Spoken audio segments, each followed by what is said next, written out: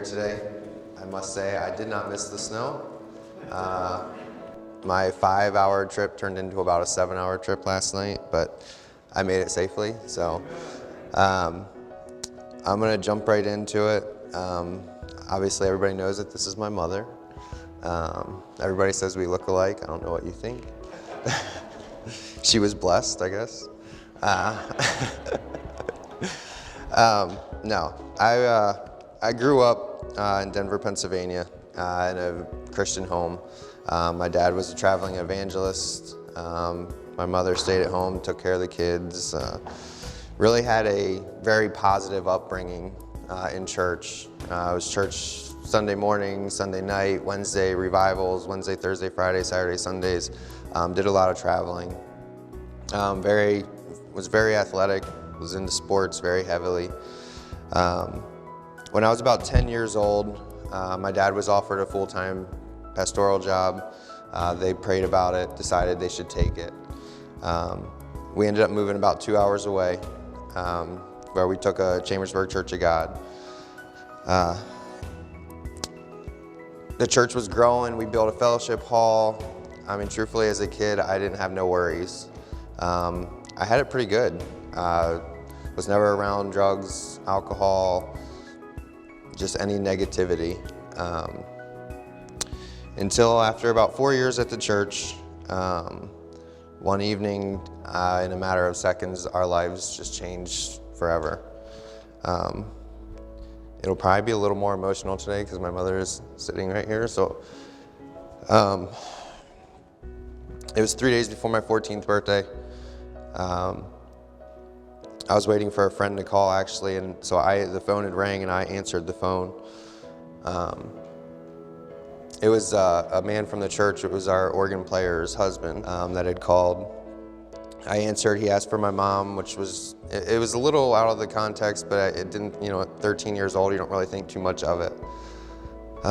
Within a matter of about 5 minutes, I hear my mother and my father arguing, and my brother had just got home from work.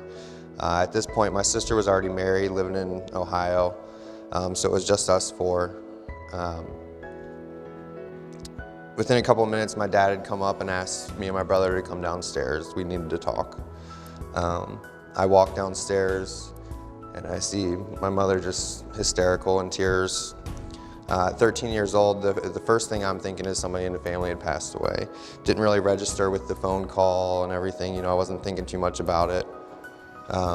My dad had sat us down. The next thing you know, the words that come out of his mouth was something that it was pretty much the worst nightmare. He was having an affair on my mother with our organ player in the church. I mean, just like a light bulb. I mean, I lost it. How could you do this to our family? I hate you. Basically all that. My brother was involved in the church at the time. He was actually taking half days at school and working with my father at the church. In a matter of seconds, you're kind of like you say in the movies, your life flashes before your eyes. I didn't know what we were going to do, where we were going to go, where we were going to end up. We had actually packed up that night. We drove back to where we lived before the church and stayed with our pastors there. I kind of went just completely blank. I was numb to everything. I had no feelings. I didn't want to eat. I didn't want to speak. Just leave me alone. The next couple days were just kind of a blur. I'm in the main stages of my life of trying to transition from a young boy into a young adult. It was probably about 4 or 5 days went by. I haven't said much, really didn't know what was going to happen. My sister had called and was talking to my mother. She wanted to talk to me. She handed me the phone and I broke. I collapsed. And just tears and tears and tears. At that age, I didn't know how to handle the situation, what to do with the situation. And I didn't turn to God. Within another week, I was found with cigarettes in my book bag at the age of 14. My original pastor made me flush him down the toilet. I think at that point is when everybody kind of realized I was going the wrong way. After about a couple months when we lived there, we decided, me, my mom, my brother, we were going to move to Michigan with my mom's side of the family, thinking that that would be the best decision. I hated everybody. I hated God. I blamed God. I blamed everybody. Everybody owed me something. I would sit there and look at my mom and say, how can you still believe in God? Look at what he did to our family. After we had moved to Michigan, within the first year, I started experimenting with, alcohol, smoking pot. Didn't really see where I was heading. It was hard for me to sit in church. I couldn't look at whoever was preaching because all I thought about was my dad. I went from having my dad in my life to living 2 states away from my father. When I turned 16, I still had it good. I still pretty much, my mom supplied for us. We had what we needed. The day I turned 16, I had a car, which was probably not the best decision now that we look back on it. I had went, from 16 to 17, there was not a drug that I did not do. I started sniffing cocaine, smoking crack, heroin, ecstasy, any type of opiates, anything, mushrooms, anything I could get my hands on. I numbed everything. I had no feelings. I did not care. My mom would try to stop me from doing something, and there was nothing she could do. At the age of 16, I was going to a school to where she had left and took a church, associate pastor church, which was about 45 minutes away. I had stayed with a friend of the family that went to our church at the time. And can you turn me down just a little bit? I have a really bad echo. The school agreed to letting me stay there as long as I stayed out of trouble, kept my grades up. That lasted about 2 months. Within 2 months, I got expelled from the school. My mother, obviously they called my mom and said, he's not welcome back here, just fighting, skipping school, all that fun stuff.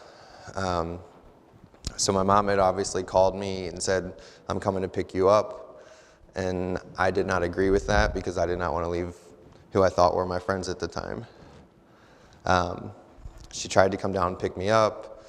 There was some fighting, arguing. I left, cops got involved.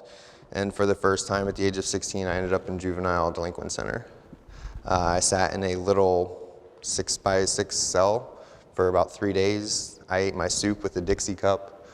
You would think that that would be enough to realize then that I'm not going down the right path.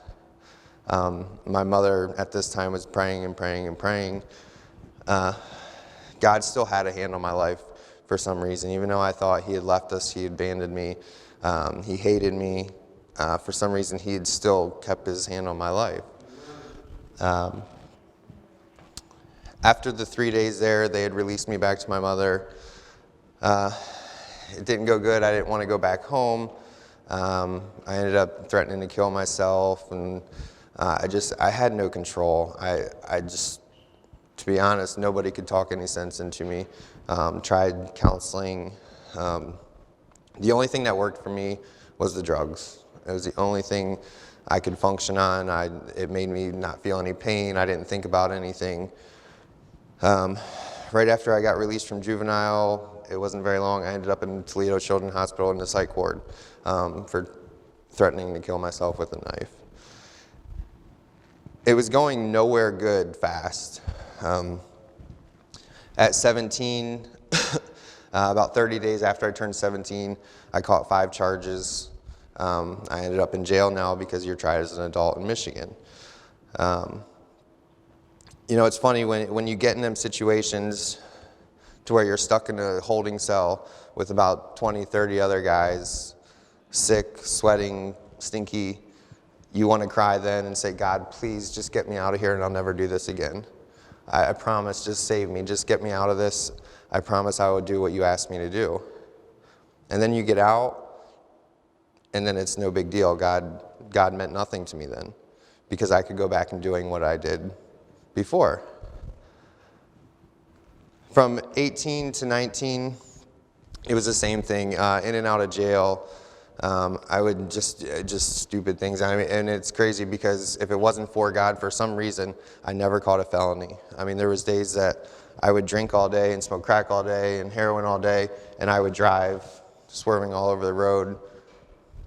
I don't know how I never got caught with a felony possession of drugs. 17, 18 years old, I'm this little boy from a little country town. I'm hanging out in the middle of Detroit with some of the worst thugs that you would ever see in your life, just so I could get my dope and my heroin and my crack. And you start to do things that, I think back now, and it's like, how in the world could you do that to yourself? How could I do that to my mother, my family, people that loved me, people that prayed for me? About the age of 19, I got involved with a girl that it just wasn't a good relationship. I knew her about a month, we got into a fight. I had been drinking all day, smoking crack all day. About 3 o'clock in the morning, other than all the jail calls that my mom has received and all them fun phone calls, this was probably one of her worst phone calls she ever got. About 3 o'clock in the morning, she had got a phone call. I was hit by a GMC 1500 doing about 45 miles an hour, walking. Don't ask me how I got in the road, but I did. My best friend had to call her at the time and said, "Your son was just hit by a truck. I don't know if he's dead or alive." God must have literally had his arms wrapped so tight around me, because the only thing that I ended up with is I had staples in my head, my back was road rash, and I had to get a screw put in my ankle, no broken bones. The neurosurgeon looked at me when I woke up and said, "I don't know how your brain did not swell." I can tell you how my brain didn't swell. Prayer and God. I remember sitting in the hospital crying, saying, and still at this point, just kill me. Just why? I don't want to be here. I had no love. I had no joy in my life. I thought I was happy. I would put on that mask of I'm happy. I never dealt with what my father did. I just please kill me. They had ended up telling me that basically I was trying to commit suicide. Was I? I can't sit here and tell you that I was or I wasn't. I do not remember a thing.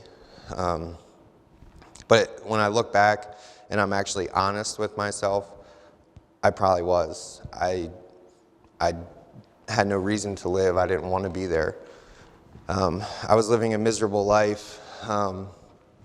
I had tried so many different rehabs, and I tried to go to Teen Challenge once, and I lasted about a week.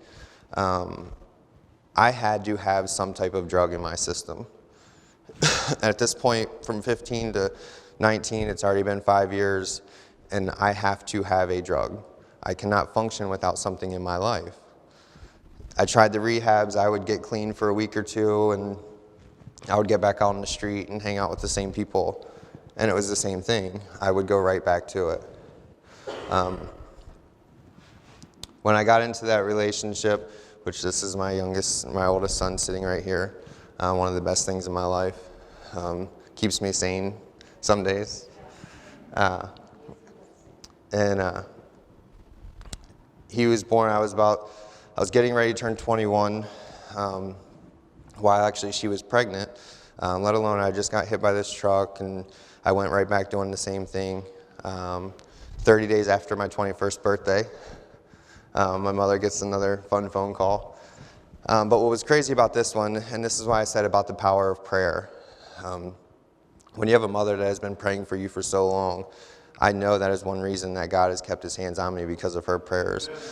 My mom never ran from God. When my dad did what he did, I would sit there and tell her, we live in hell. How can I die and go to hell? I'm living hell. I didn't know whether I believed in God anymore. She had called me. I had played an all-night softball tournament on a Friday evening.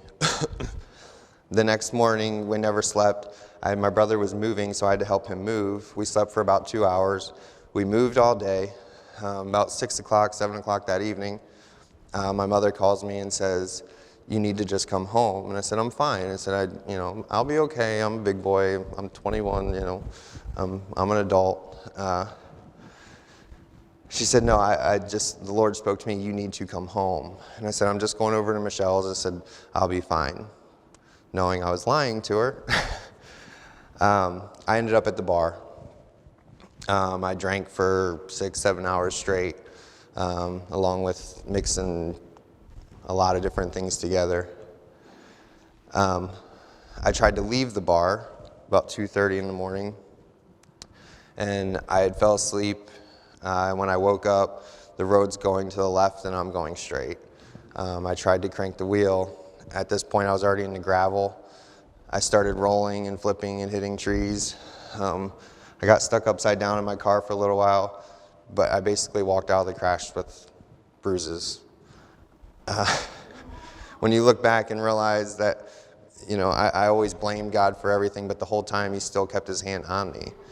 It was just an amazing feeling once you actually get sober and realize what you've done to where God has been in my whole entire life. So obviously my mom gets the phone call again that your son was in an accident. You need to come to the hospital. She shows up to the hospital. I remember her looking at me and me being Mr. Attitude, just don't say nothing. I had just bought the car. I didn't even make my first monthly payment, I don't think. You're 21. I'm getting ready to have a baby. I couldn't hold a job. I couldn't function without something in my system. And it still wasn't the end for me. I still at that point, it's why are you keeping me here? What is the purpose of my life? You really start to search for that. After being with his mother for a couple years, we ended up having another son. And my addiction was getting so bad, it wasn't so much that I had to have everything. My addiction, my choice was opiates and heroin, painkillers, heroin. That was what I had to have to function. It got to the point with our relationship to where I knew I needed out of it because it was a bad situation. She fed into my addiction worse than anybody in my life. It was basically, you come over, I'll give you pills, I'll give you dope, I was actually up here, I guess it was about 4 years ago now. I stayed up here with my mother for a little while because I'm just trying to get away from the situation. I ended up taking a job in Florida, basically to get away from the relationship.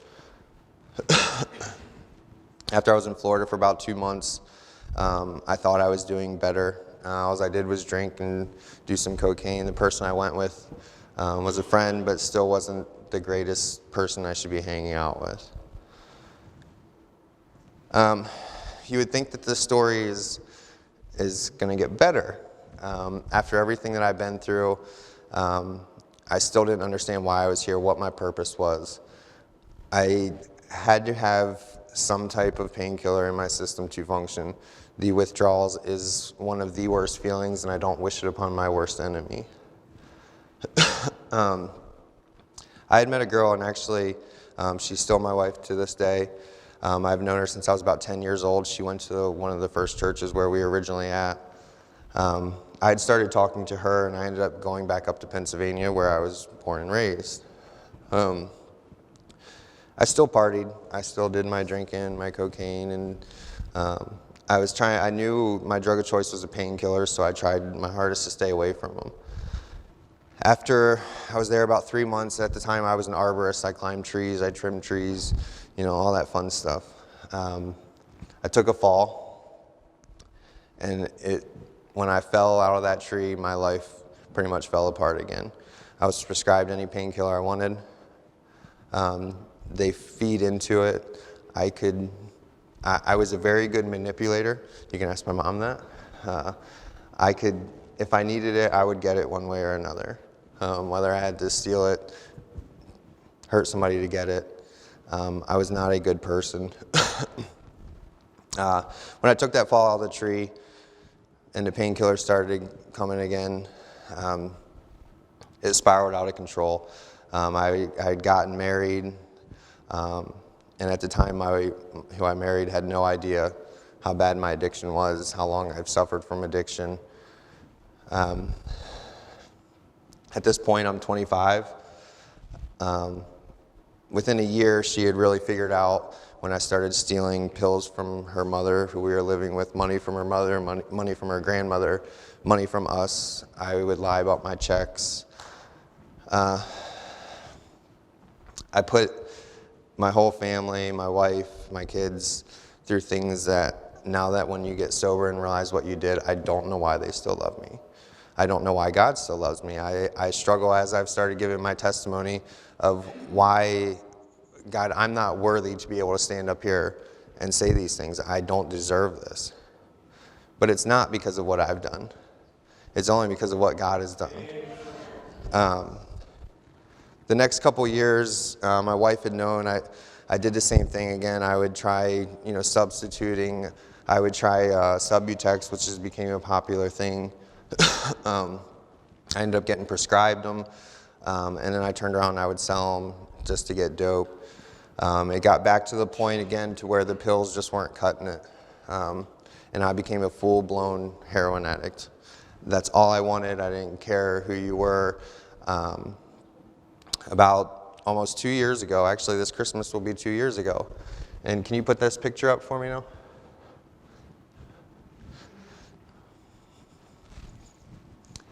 I don't know if you guys can all see that. I went from 225 pounds to 160 in about 3 months. My face is sunk in. I was waking up in hotel rooms doing so much dope. I had puke all over me, don't remember anything. And once you get to that point, truthfully, you shouldn't be alive. That Christmas, I was trying to do I went to a rehab, and then, my wife was really trying to support me. I had stayed a couple weeks clean, but I took something out of my life that I depended on for years, and I didn't replace it with nothing. I left it blank. I would sit in the back room of our house, and I would just sit there and cry, and I wanted to get high. I would tell my wife. I would tell my mother, my mother. I can't do this. I just want to get high. That's all I want. New Year's Eve 2 years ago, my wife had told me if I left to get high, don't come back. I broke. I couldn't do it. I couldn't function. I couldn't eat. I couldn't sleep. My sleep insomnia was so bad to where I would sleep maybe an hour, 2 hours every couple nights. I packed a bag. My son, which is from another woman, I left him there. I left my daughter. Me and my wife ended up having a daughter. I left them. I left my whole family. Drugs were more important. It gets to the point where it's sad because, some people do not understand the addiction. Some people hate the people that are addicted to things. Don't hate the addict, hate the addiction. Because when you are an addict, it don't matter. I can have the love of a great mother, a love of a great wife. The only thing that is going to set somebody free is the love of God. I have been through so many different rehabs, and they tried. I knew the steps. I knew what to do, where to go, change your people, places, things. But the one thing that they were missing was God. That was the only thing that kept his hand on me and picked me up out of it and took me out of the situation. I slept in my truck for a couple weeks, and that's what I looked like. Truthfully, I got to the point I didn't shower, I didn't eat. My only thing was, what am I going to do to make sure I'm not dope sick? For the first time in about 14 years, my whole family had cut me off. My wife wouldn't take my phone calls. My mother wouldn't really take my phone calls. But it really got to that point where that's what it took. They were done. If it wasn't for that, and if it wasn't for God making and opening doors, I probably would have died in my truck, overdosed. I decided to make arrangements to enter a program which is called Peniel Ministries in Johnstown, PA.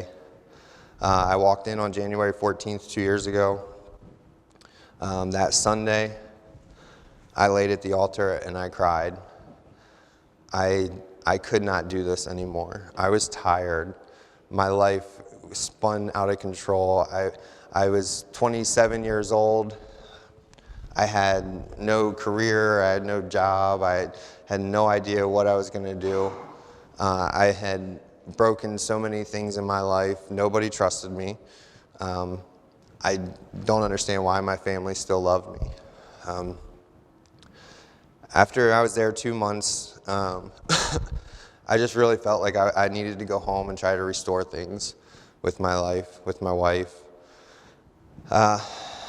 So I had left. I didn't know my wife had got the phone call I was leaving. To be honest, when I got on that bus to go back, I did not know if she was going to come pick me up. After about a 3-hour bus trip back, I looked inside and I seen her sitting there. We went home. I got to see my kids that I haven't seen in about 3.5, 4 months. I remember having to sit there and talk to my wife's mother, which my mother-in-law, and basically tell her, I was changed because we were still living in her house. They were worried I was going to hurt her daughter again, and which was understandable.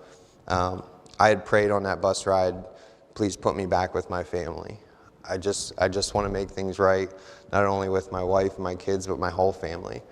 My mother had no trust in me, my sister, my dad, my brother. It got to the point where basically I was just a junkie. When I first got out, I stayed in my Bible. I stayed in my devotions. I got a great job. I guess some people would call it a great job. I'm a car salesman, so. For the first 6 months, everything was fantastic. Church was good. I knew I needed to stay in church. One of the biggest reasons was people got out of their devotions. People got out of their word. After 6, 7 months, I started drifting from church. I started pushing away again. In my mind, I had this big thing set that I needed to make it a year clean. That was my goal, is I needed to make it a year clean. I hit my year. Within about a month, I was relapsed. When I relapsed, man, it took maybe 3 days before my whole family knew it. My whole personality changed again. I relapsed for about 2 months. And I remember sitting there and crying and saying, I sat there and told myself I would never do this again to myself, to my family. And now I'm back having to worry about being dope sick again. And I'm skipping work because I'm getting dope sick, or I need to go get dope. And it started to spin out of control again. After about 2 months, me and my wife's relationship just there was a lot of tension on it because of everything I've done. She's still stuck beside me. We are still married today. So I had gotten clean again, but I was still struggling. I knew the area too well. I knew exactly which house to go to. I had made a decision in the summertime.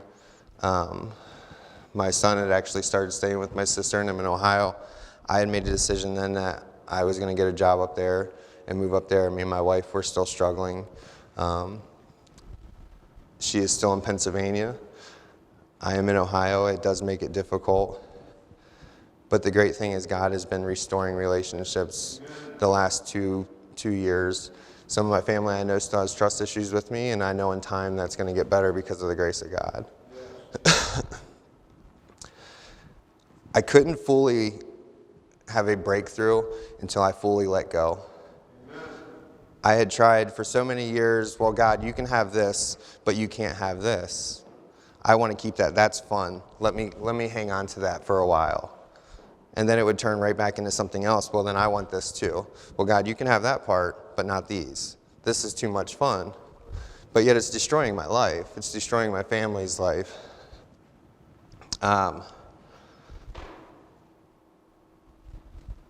There's this little boy, and he never seen an eagle before. And I don't know, eagles to me, I'm an Eagles fan, but eagles are beautiful creatures, 6-foot wingspan. And this little boy wants to go out and he wants to see one. He's never seen one before in his life. So he's out in the mountains and he's got his binoculars up and he's looking. And he's like, oh, there's one. And no, that's not one. He keeps looking and looking and looking, and finally he sees a beautiful eagle just soaring out through the mountains, just like not a care in the world. So he's watching this eagle, and all of a sudden the eagle just stops and drops straight to the ground. And he's like, well, what happened? You know, why? Where did it go? So he goes trailing through to try to find this eagle. When he gets to the eagle, he looks at the eagle, he rolls it over, and there's a weasel attached to his chest. The weasel had chewed through to his heart and killed him in midair. And the whole point of that is we pick things up in our life that, yeah, when you're soaring through the air, you start hanging on to it all nice and tight, but eventually it's going to kill you. I did it for years and years and years, and if it wasn't for the grace of God, I would be dead today. I can stand here today and I can tell my mother, you don't have to worry about me going and getting high tomorrow. And just so you know, them 30 days of peace for you weren't so much peace for me. There's no peace in jail, let me just tell you that. I can look forward to the next 20, 30, 40 years of my life because I am sober, I am clean, and I am saved today by the grace of God.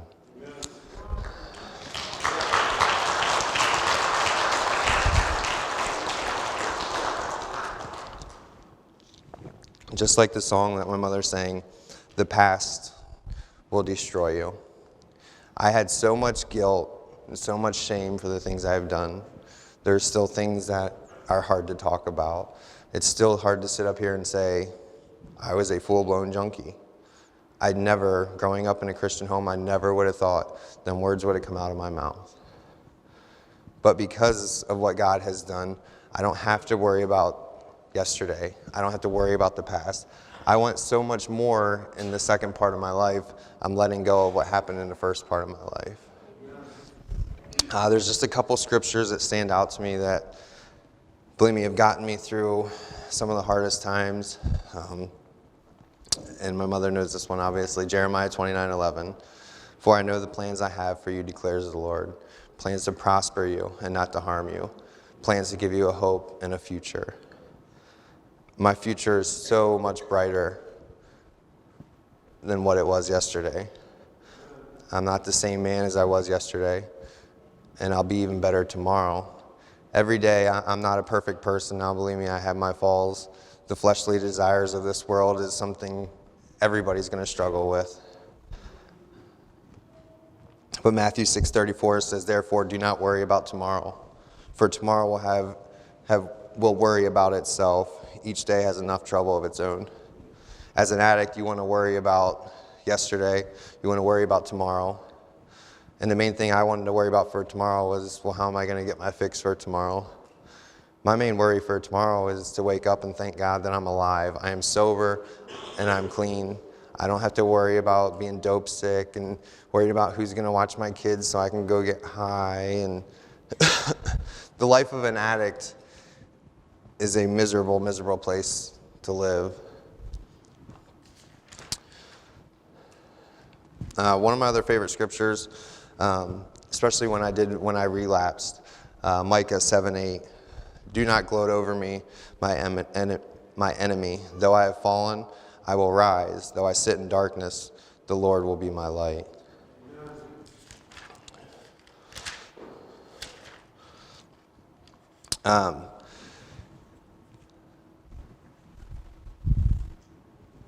You know, there's days when I still feel like I don't belong.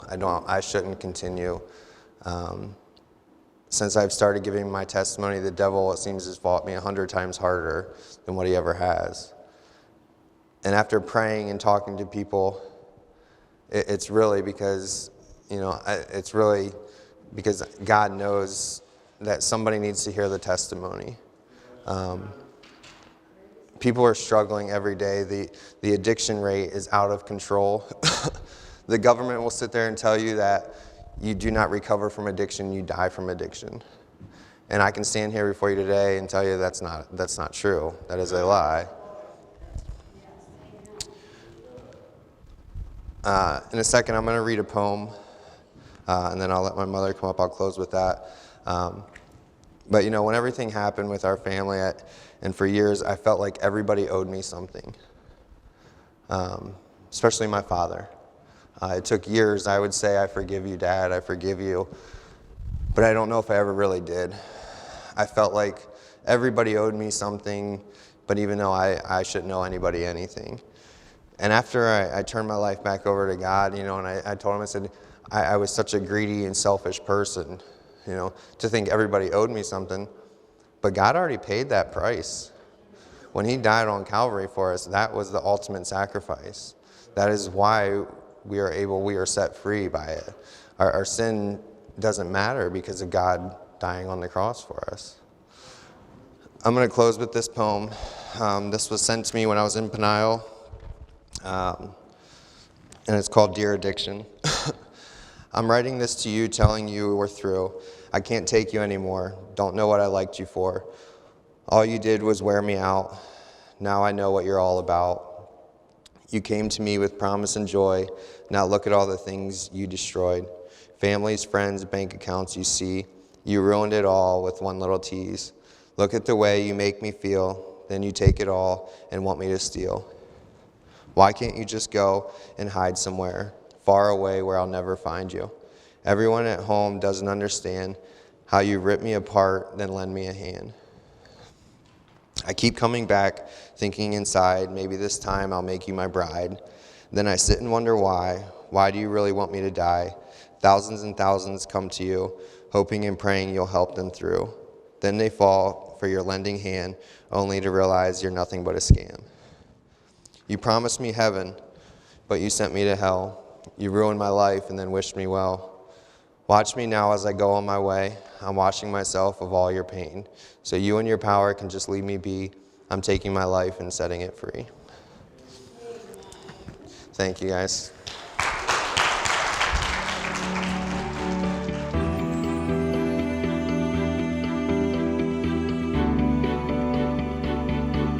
Thank you for choosing Full Gospel Lighthouse, your church for life, as you continue living in faith every day.